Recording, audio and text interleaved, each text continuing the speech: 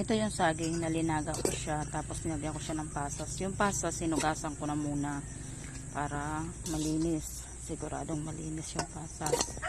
So minsan may dumi yung pasas, tapos lalagyan natin siya ng gatas na malapot, ganyan. Hindi muna natin siya ilalahat, kunti-kunti ang paglagay kasi minsan sumusobra, kasi kunti lang din naman to. Yun, malinis ang kamay ko, naghugas muna ako kasi nalalamasin ko rin naman yan.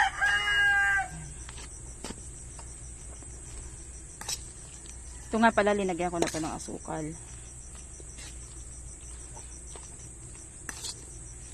Ayan, ganyan.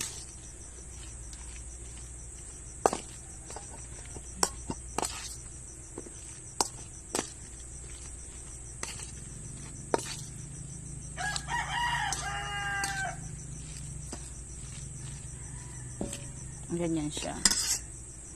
Tapos lagyan pa natin konti para sure na masarap. Yun. Tapos may harina din tayo, no? Lalagyan natin, may 1 cup ako na harina dito. Ayan. Hindi rin siya bibiglain ilalagay.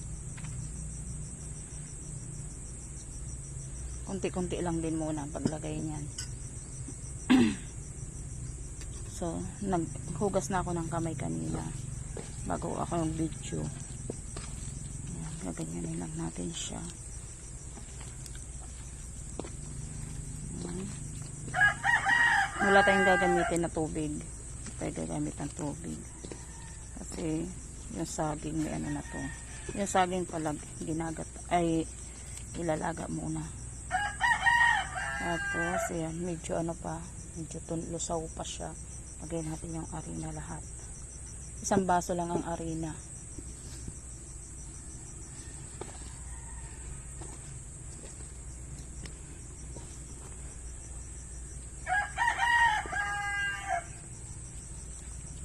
Gagamit muna ng tubig kasi nga yung saging malano to kasi nalulutuin natin.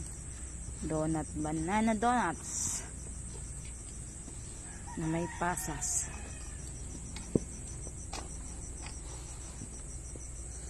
Ang paggawa naman ng donut, pwede rin patatas ang lagay. Pwede rin kamote. Depende sa gusto mo. Mas kailangan makuha mo yung tamang masa.